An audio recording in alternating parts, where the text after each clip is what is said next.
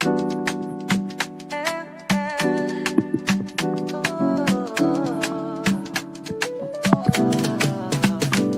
the Really Charlie podcast. Sounds so true. Grab a chair, pour out a glass. Let's break through. Echoes in the room as the stories unfold. Tune in, lean back, let the moments be bold. Yeah, it's the Really Charlie podcast. Tune your ear. With each word spoken, we're drawing you near. Yo, it's the Really Charlie podcast. Set your mind free. Diving deep, discover what's meant to be.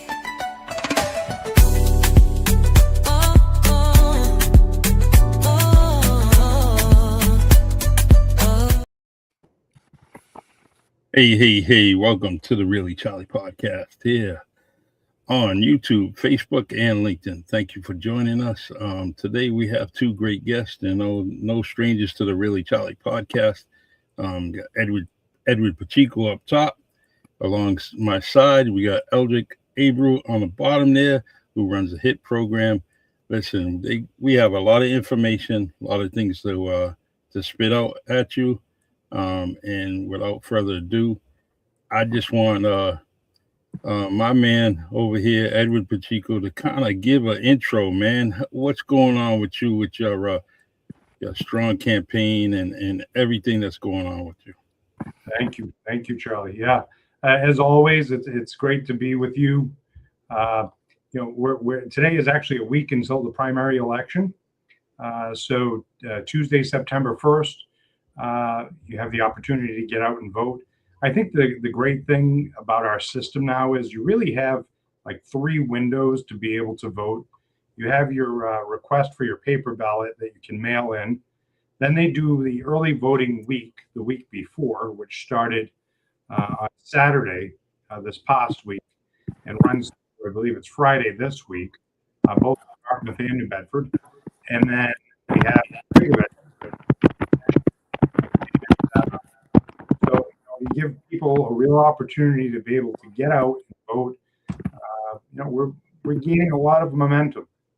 There's no way around it. Our website is way up on views. Our phone banking is going fantastic, and we're looking forward to September 1st. Awesome.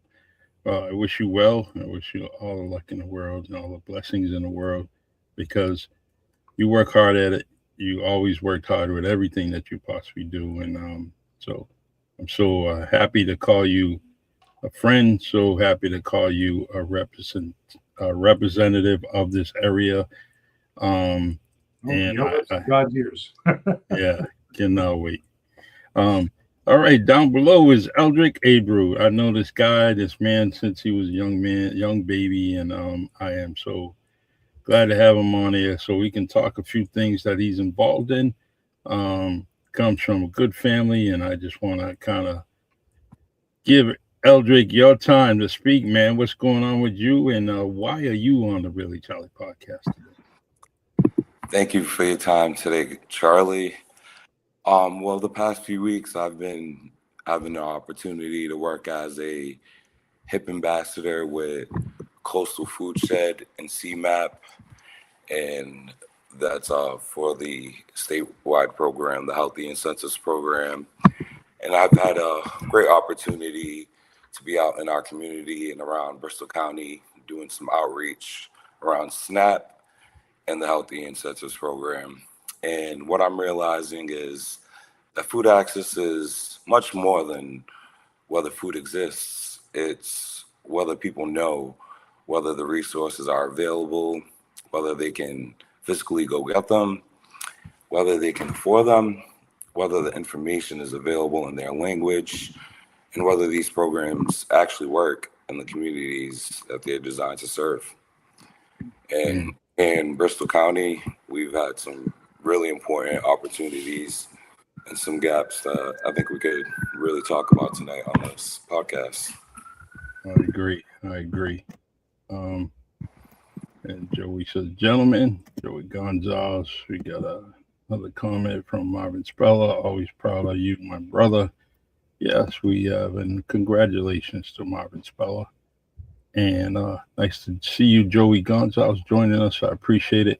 Everyone on Facebook and LinkedIn and YouTube, feel free, to share this podcast as you are viewing it. If you share it, that means there's more people viewing the podcast, and I truly, truly appreciate it. So, in fact, all right, I want to, I really like, this idea of reaching out to people and doing outreach, especially for, there's so many people in this area that are actually not eating right or not eating at all, right? And you come across it all the time. Sometimes you have to, people might have perceptions that, people are seeking food or benefits or whatever for bad reasons. And in a lot of the cases, it's not like that. I see people that I see veterans, I see elderly, I see kids going without food, and thank God there is, the school year is starting, because sometimes that's the best meal of the day for some kids. So I think that's probably one of the best programs that we ever came out with, was when we started not offering not only breakfast at the school for children, but the free lunches, because you were giving 2 meals a day to children that otherwise might not have access to nutritious foods. And the other thing is, I don't think people take into consideration is it's not only just the abundance of food that's available, but it's also the quality of the food. Yes. So it's not just necessarily calories that we're talking about. We're talking about the actual quality or the value of the food itself. So one of the things that I'd like to propose, and I know there's been some talk about it, but I think we need to discuss it more, is we live in the #1 fishing port in the United States for over 20 years. Mm-hmm. And I think that what we could probably do is offer some incentives, tax credits or reimbursements, help the fishing houses with storage, frozen storage, to be able to bring some of their excess goods, that they may not be able to sell to our food banks, yes. Because it's great food, it's nutritious food, and it's fresh. And if we're talking about caloric intake and protein, what's better than seafood? Especially fish. Yes. And it's a food that many cultures use or can use or eat. It's not like pork or other things that some cultures don't eat. It's a basic staple, and it's here. So why don't we make it a little bit easier by offering these things like tax incentives, or even reimbursement on like storage costs or what have you, in order to be able to get some of this food from the fishing industry into our food banks. I don't know if you've heard anything along that line, Eldric, on your end, but it seems like it's a no-brainer to me. Absolutely. Actually, I think that's a really great, helpful suggestion, and that I think that actually ties very well with what the program has to offer already. That's one of the things that I usually mention to the people in the community and the residents, that not only is this a program that's helping people eat healthy, but supporting our local farmers and our local agricultural system within Massachusetts. That could be another great way to help another industry, some other workers as well, and bring another great access. Because one actually interesting thing I did find these past few weeks working as a HIP ambassador, I've been doing a lot of my outreach in New Bedford for Coastal FoodShed and in Fall River for CMAP. And I learned that the Greater Fall River Food Bank had been one of the top 5 in usages in all of the 600 plus greater food banks of Boston food banks that have been supplied around Massachusetts. And I thought that was really incredible, especially when added to opportunity to table there and realize it was a not-for-profit organization that has a lot of volunteers within the community giving back.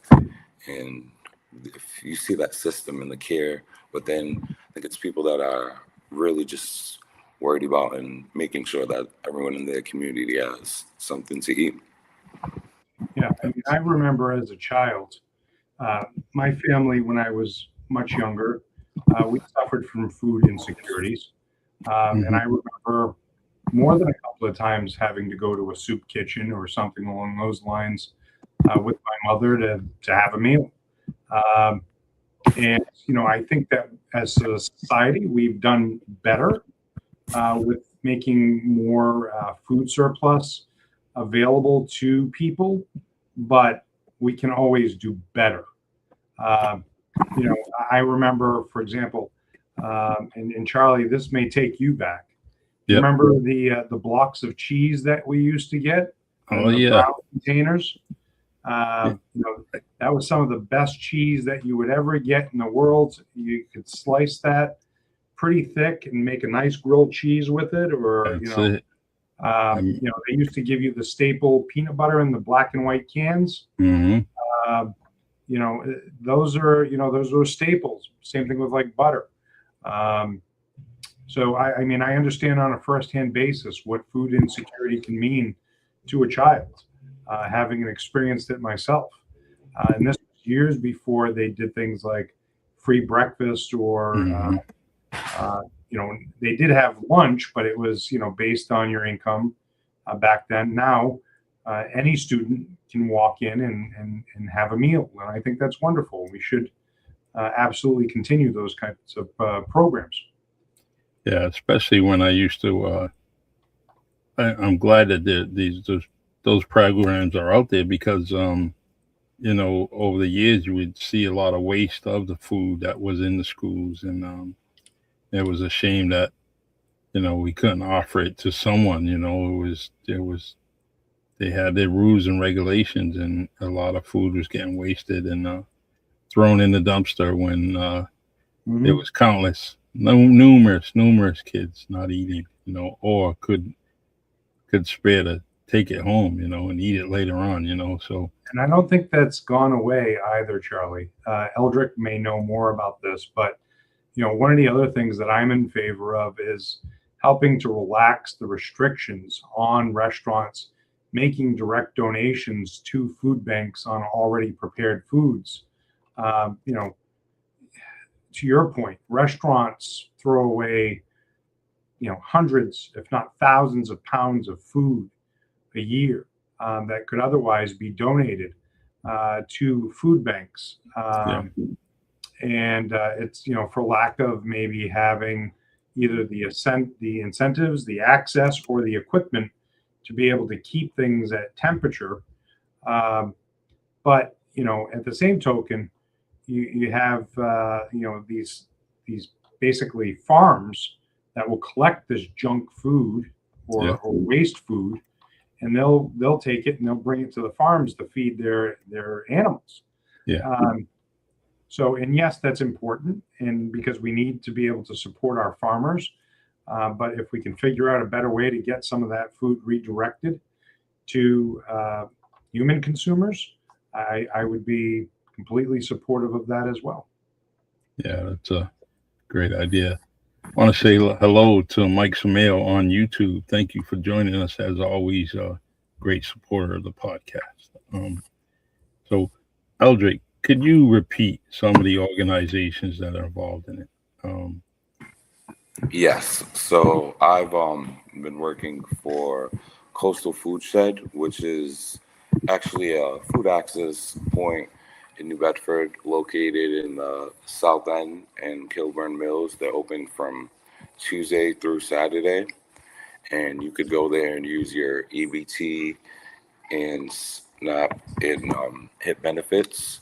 They work with local farms all around the region and have fresh fruit all year round, and it's a great opportunity. And I think that kind of goes into one of my next points, that one of the real things that surprised me, though, in Bristol County, especially now that I've gotten to work on a larger scale, is that the utilization rate of our HIP is only about 4%. And we have a four, that's actually about a high. We usually average 2 to 3. Yeah. So we have such a great program that is putting additional power into people's EBT cards, supporting local farmers and encouraging healthier food, but we're still having tremendous amount of opportunity left on the table. And the question, I think, is simply more, do we have HAP or HIP, but why aren't these eligible residents using it?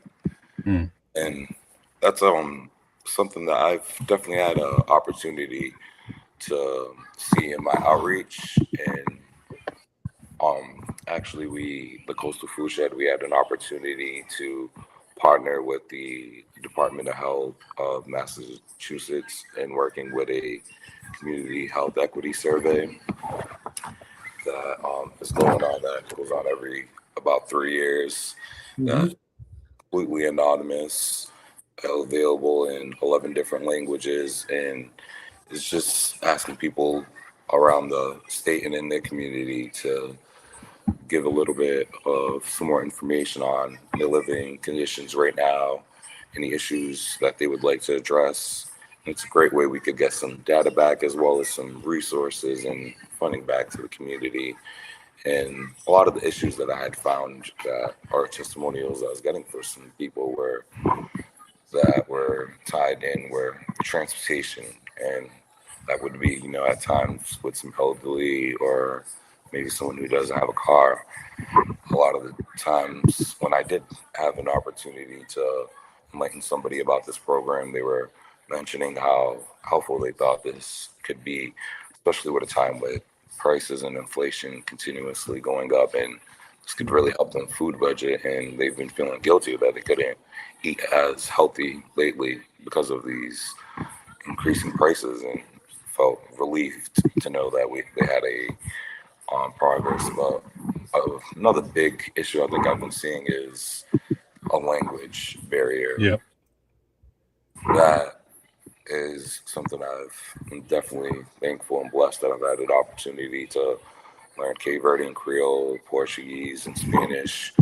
And sometimes I can tell that there's a little bit of a break in the trust and communication within the community, because when I'm starting to open up with somebody and I'm like, oh, do you have EBT or food stamps? And it seems like they just don't want to, give any information, or can understand why, especially some different. In today's society, we're great at stigmatizing anyone that doesn't look like everyone, right? Yeah. So and the next thing you know, it turns into a societal witch hunt, because they may speak with an accent, or maybe their skin is a different color. Well, they must not belong here.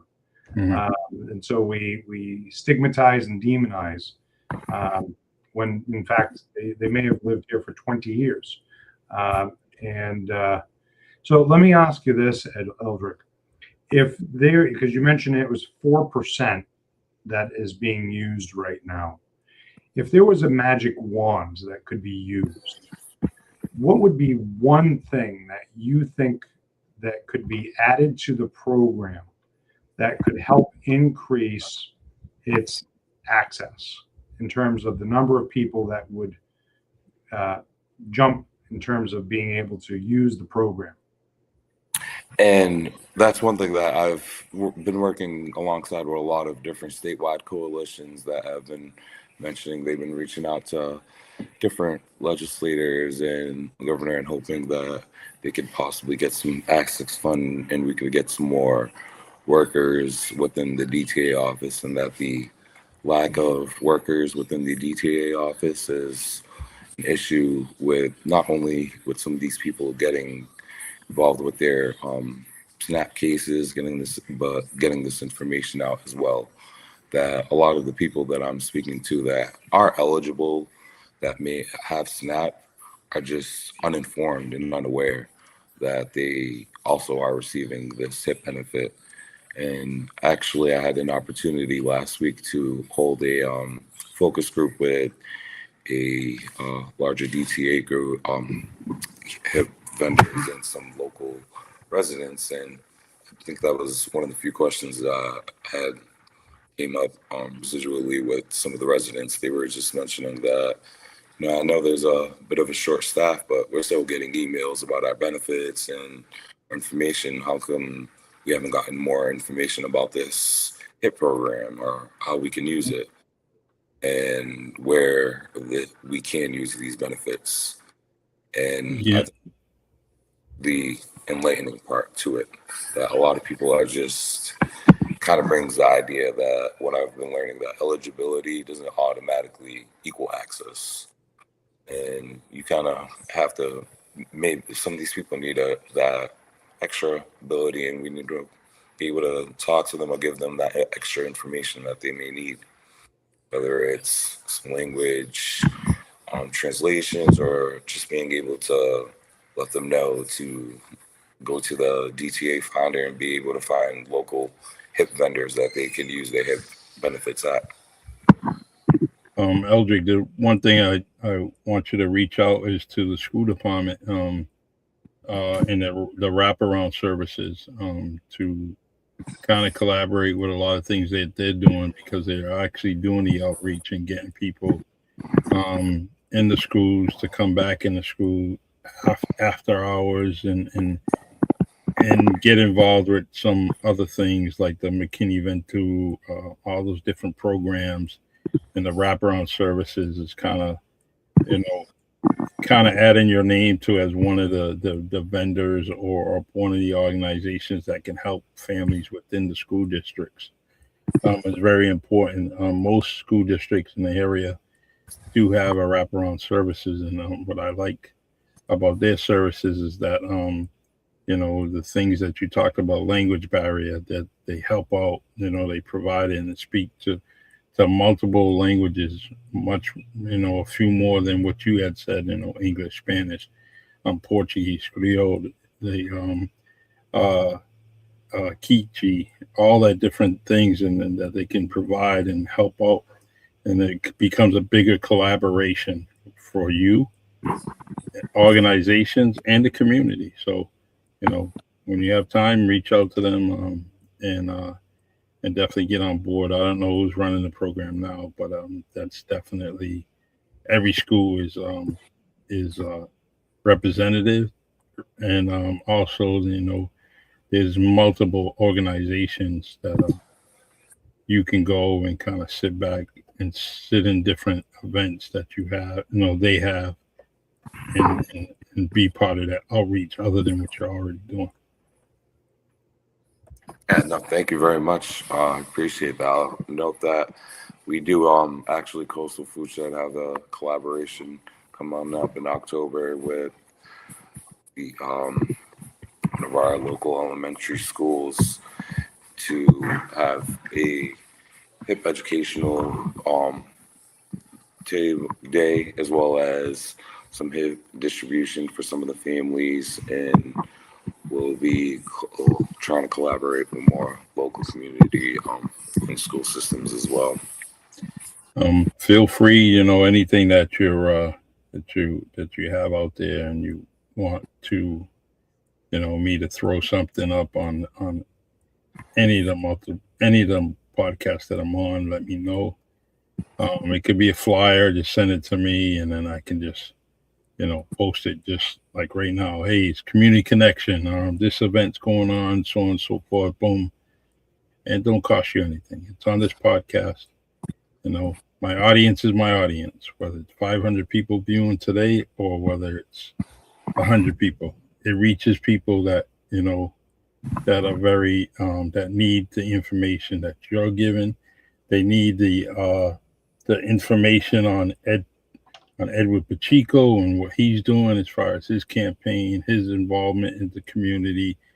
So I try to tell people that anything that you have, send it my way. I'm not looking to charge you or do anything like that. I'm trying to make things better for our community and providing information that Eldric has, Ed Pacheco has, and many, many others. I try to do that, So what I want to do is Ed, I want to ask, how did you get involved with this? So, as I said, having had firsthand experience with food shortage as a child, this is something that throughout the years I've been relatively passionate about. When I owned my own company, Places to Go, we used to do a food drive every year at Thanksgiving, and we would go. We would make our own donation as well, and then we would partner with another agency or community or group like the Masons. And Very nice. We would give them our food. So it's not a mistake that this region has significant food shortages for working people. Our rents for most people are very high. Our utilities are very high. The cost of groceries is very high. The gross of insurance for vehicles and for health is high. So, unfortunately, something always gives. And let's face it, unfortunately, it has always been cheaper to go to a store and buy a package of cookies this big for $2. Mm-hmm. But, for the same dollar value, to be able to get, a pound of apples, 2 or 3 apples, it's probably the same price. So when you're trying to feed a family, you're looking at volume, and necessarily the volume doesn't always equal the right kind of calories or the right amount of content. It's value. So, anytime that, as a state representative, I'd have the opportunity to be able to impact increased food access to, those in need, particularly our working families and our seniors, and while supporting, continued funding for school lunches and school breakfasts, it's a no-brainer for me. I mean, that's where I am with this. So. Exactly. Eldric, what's your next event, Eldric, that's coming up? Well, I didn't mean to cut you off. Go ahead. Oh, no, sorry. No, thank you. I was just going to add on to that, and I was going to just say that was some real touching points, and actually I think that was part of like the real learning lesson too as well that I've gotten to get while I've being involved and diving in. And I think that was something too that I learned that was very intriguing these past few weeks, that we're actually in the first time in history where the number of obese children and adolescents worldwide has outnumbered the undernourished and underweight youth. And when they had brought that up to me, I was like, I remember going home to sometimes back to Africa and would be worrying about how could I stop world hunger, and worrying about this in a different way. And I think it's a full circle. It's not just that are on SNAP that are being affected. It's larger perspective. And the quality of the food is really, for what it is worth, very challenging. I mean, you take some of like these prepackaged noodle things that you can make, and you think, oh, ramen noodles or whatever. And you're like, oh, you can get like 10 packs for $1. It's a steal, and it fills the stomach, and it tastes okay. And And in small portions or moderation, sure, it can be a filler. Yeah. But when you look at the amount of ingredient and the sodium that they pack into these meals, they're way over what the recommended consumption of an adult or never mind a child are on a daily basis. But when you're given the choice of either feeding your child and having them go to bed with something in their stomach, or having them go to bed with nothing in their stomach, which are you going to choose? Yeah. Are you going to make that box of mac and cheese that has 600 milligrams of sodium in it, or are you going to not make it? Those are really the life choices that we're forcing a lot of working families into, because fresh produce, unless it's locally sourced, it can be somewhat cost prohibitive, and protein, red meat is very expensive. Pork is, kind of there. And then you look at chicken. Chicken is always chicken. I mean, it's still gone up, but then you're looking at alternatives like tuna, can, or that's why I say we have such a wonderful booming industry here with seafood, and I'm sure there's a way if better minds put their minds together that we could introduce more fresh seafood that perhaps isn't restaurant quality, but it's still good food that we could get to our markets and our food bases at a more reasonable cost, so that the fishing industry is being very community oriented. People are able to get good food. That's the other thing that I think we struggle with, is we have these picture perfect ideas of what a vegetable or fruit is supposed to look like. Like the bagged carrots that we get, they're fresh carrots, but they're not just out of the ground carrots. They've been groomed, they've been cleaned, they've been shaped. Most cases, a lot of those carrots don't come out of the ground looking like that. They can be a little intimidating, maybe a little ugly, but they're the same. They look the same. They have the same nutritional value. They just need to be washed and prepped, but we get so fixated on what the markets have told us for years what to expect for a vegetable.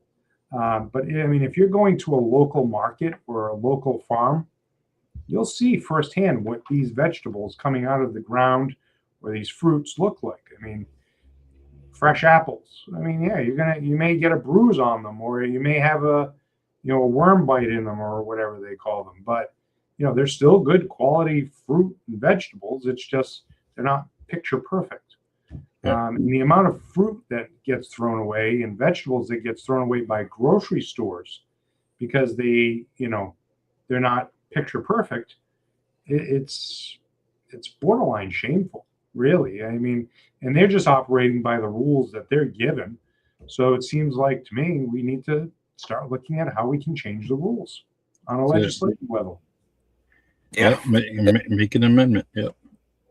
That kind of just made me chuckle a little, because that's sometimes I've had an opportunity to tell a lot of people about this HIP incentive program for the first time, and some feedback I have gotten back is something similar, and it's like, wow, these farmer fruit don't last as long as the fruit I might get from a grocery, and I'm like, well, that's because you're eating less preservatives and something a lot more. Yeah, local farmers are going to be far more conscientious about what they're using, on how they're protecting their vegetables.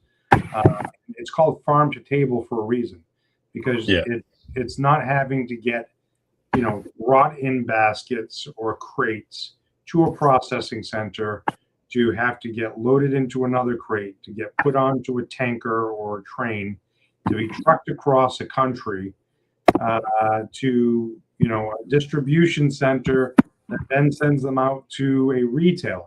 No, we're talking about this was in the ground yesterday in Dartmouth or Westport or Acushnet, and today it's sitting on a plate, probably in someone's kitchen. So yeah, it's not going to last 2 weeks. People think, for example, strawberries, you buy them in the market, and you get maybe 4 or 5 days out of them before they start to go soft or brown or they mold over, and they're like, oh, these things don't last long. I've only had them for 4 or 5 days.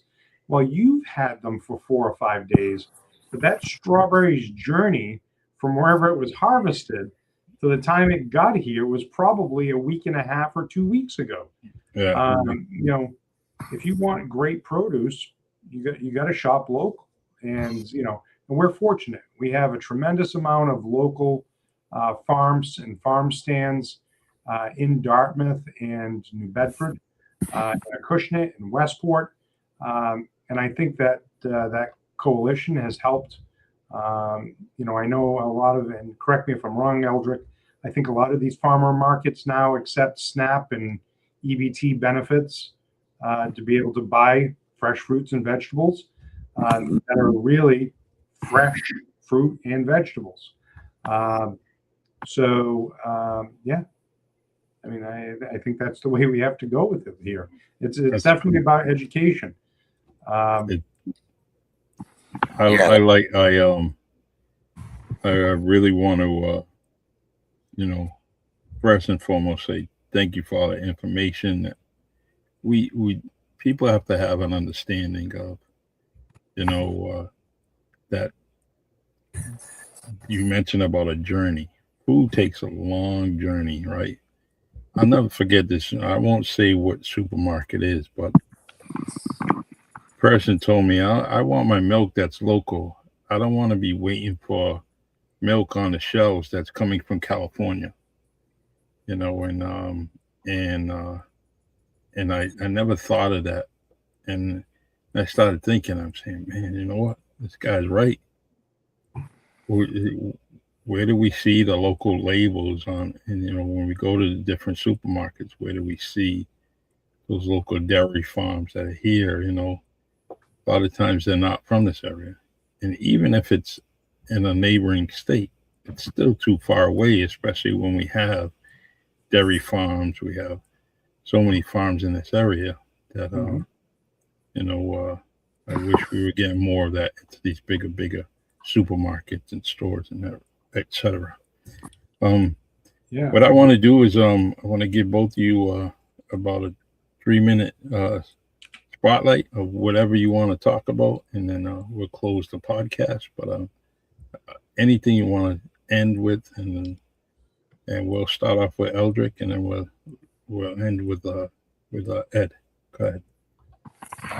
Thank you, Charlie. And I think that is something that I've definitely realized, that we're definitely going through some difficult times, but the question isn't whether Massachusetts has the resources. I think the question is whether these resources are reaching the people who need them, especially here in Bristol County. And that's, I think, where I could just highlight 5 great numbers that even Chico had brought up that is very helpful, that only 4% of our Bristol County had used a tip in June of 2026. That's considered a high when we have other counties averaging 10 to 12%. But this is a program that has put in over $100 million purchases for local farmers since it's been put in. So it's a program that's not only helping us eat healthy, but our local farmers and agricultural support. So I told a lot of people it's killing 2 birds with 1 stone. We're getting a lot of benefits from it as well. And our state just enacted a HIP funding for the next year. And it's something that we should actually be really thankful and make sure that we are, I think, aware of and utilize these benefits. Because depending on your household size, that's $40, $60, or $80 a month of fresh fruit and produce a month that you can be receiving outside of your SNAP benefit. And I've heard a lot of people telling me they could food budget. That's more than they receive right now in their SNAP. Mhm. And they were unaware until I told them this. And something that if you don't know, or if you do know, please share it with a friend that may have it, or maybe even someone you work with that can receive these benefits, because these benefits are very beneficial for the participants as well as the hardworking farmers all around Massachusetts. Mhm. Absolutely. All right. Go ahead, Ed. Yeah, no, I mean, I'm going to keep it light, CP. I want to thank Eldric and for the work that he's doing out in the community. I think it's important work that HIP is trying to do, and not only helping people access these important nutritional foods, but also getting them the information for the resource. But if you there's an old saying, there's something that I'm gonna destroy this saying. I can see it already, but it basically equates to if you love fresh food, support your local farms. No farms, no food. And we do have a lot of good farms in the area. I know in Dartmouth and New Bedford and Westport, Acushnet. And these farmers are your neighbors. They're going to be taking care of you in terms of how they're preparing their food, how they're growing their food. They're going to be conscientious, because chances are this is the same food that their families are eating. These aren't faceless people that are just cranking out these GMO veggies or fruits. They care about the work that they do. And unfortunately, our farms are getting less and less generation by generation, because they've gotten so expensive to be able to maintain and run a profit. So, if you want a farm to be in your community, like Dartmouth is a right to farm community, Westport's a right to farm community, Acushnet's a right to farm community. But if you want that to continue, it only makes sense for their preservation that we work with them and we support them. And in turn, they support the community. So it's a very symbiotic relationship that I think we need to examine more. And I know, because I know a few farmers on a personal level, that they care tremendously about the communities that they work in. Regardless if they're growing veggies and fruits or if they're growing grapes for wine, they all care about the community that they're servicing. So support the people that support you. That's the way I see it. I think, just on a quick note, I think that some of the area retail grocery stores, every now and again, and I don't know if they still do this, but you'll see signs they'll put up where, like, this week's corn is from such and such a farm from whatever. I think that's important, and I think that's great that they're doing that. But I think that we need to encourage them to do that more. Obviously, we're a seasonal growing pattern because we're in New England, but let's see more local purchases from our local vendors, our local farms. I agree. And that goes from everything you see on the table, in your refrigerator, in the freezer. You have an opportunity to go to these local farms, and whether it's fresh farm eggs, there's just so many things that are out there in this area. Utilize and take a ride around Bristol County and see the different farms in the area. Go to the local farmers markets that are throughout the community. In every town, every city, that they exist. So, Eldric, what I want you to do is feel free to write up something, contact everything that you possibly want the community to know. And I will gladly put it on the bottom line of every podcast that I have, so people can reach out and get in touch with their HIP ambassador that you was you were given that title, and I know you're working hard at it, and I know that you have the community's best interest. So keep working hard, but I also want to kind of give you another invitation to give me that information so I can put it on the bottom line on Tuesday and Wednesday's podcast. And now it looks like I'll be doing more podcasts on other days, because I just getting a lot of people wanting to come on the Really Charlie podcast. So so feel free to give me that info. Just one thing, and this is the biggest one. Folks, get out and vote. Yes. You're in a great time period right now where there's early voting happening at the main library downtown or at Dartmouth Town Hall. Most communities, all communities in Massachusetts, have early voting the week before election. So if you're in Massachusetts right now, you're in that window. Check with your local community to see where you're able to early vote. And then obviously the state primary is next Tuesday, a week from today, September 1st. But man, if there's ever a reason to get out and have your voice heard, I don't know if the past 2 years is enough to excite people or to infuriate people, but this is your opportunity. Take 10 minutes and get out and vote. Absolutely. The Eldric, I got that information. I'm gonna create something right now.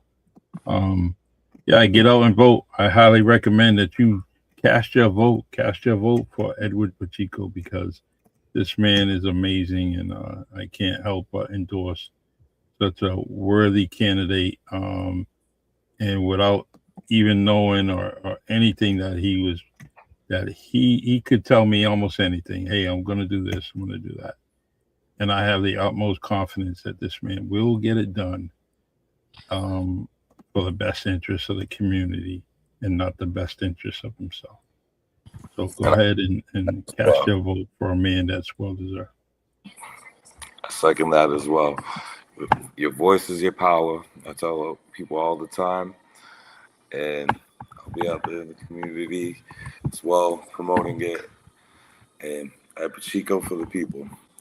It's been a great opportunity to. Thank you. Thank you both. Yeah, he's well deserved, and can't wait to this election to start, and I can't wait until it's over, so we will have a great representation of a politician that's also a family man, community man. He'll do anything that he possibly can to just help you. That's so important. How many times we speak to local people or local people with titles, and they say, I don't have time today, and that's not Ed Pacheco. The man will find time to help you out in a lot of ways. So, I just want to let the community know that this is the man you should be voting for. And, hey, we've been friends for a long time. And as a media outlet, guess what? We're supposed to give everybody a lot of opportunities, fair opportunities, right? But I know this man, and I don't need anything else from anybody else to tell me to vote any differently for him or endorse him any differently. This man has been part of my life for a very long time. And Eldric, you keep up the good work. Please, anyone out there you want to get in touch with Eldric, use that email address, that organization website there. Get in touch with him. You want a one-on-one with him so he can talk to you, and so you can find out more about the HIP program. There it is. I'm going to leave it on the screen. And guys, I'm going to do some clips. I'll produce some more clips that you guys can use in different sound bites, through your programs or through your campaign. So I'll post it on Facebook soon. Great. Thanks so much. All right. All right, everyone. Yes. You guys have a good night. Thank you. Thank you, CP. Take All care. right. Well, thank you. You take care. All right, everyone. This is the Really Charlie podcast. We're back in action on Tuesdays, 8 p.m. Trying to get this podcast going. Have a lot of people coming, sending me messages, wanting to get on the podcast, and so that's going to happen. You know, I have a few organizations. I have some talented people in the community. So we're going to pick it up, and we're going to go into the fall, you know, and salute the, you know, don't want to say goodbye to the summer because everyone loves summertime, and get into this fall season and give you some entertainment, give you a resource to get things out there like Eldric did, you know, like Ed Pacheco did. You know, they reach out to me, they're on the podcast, you know. You on Facebook, LinkedIn, and YouTube, I appreciate you. I appreciate you taking the time to listen. And I hope that my guests are meaningful and resourceful for you.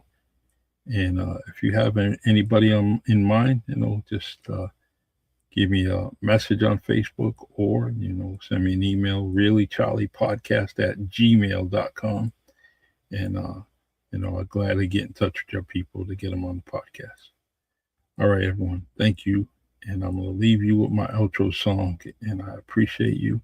I will see you tomorrow night on Sometimes You Have to Lose Yourself podcast. I will be on just giving some information, passing on some information. And then I also will be on Thursday with former city councilor Ramona Silva. And she has some information, some voting information that she wants to pass on. So I cannot wait to have her on here. So stay tuned. I'll be on for the next 2 days. And I appreciate you all. And this is from the podcaster that loves you. Have a great, great night. Take care.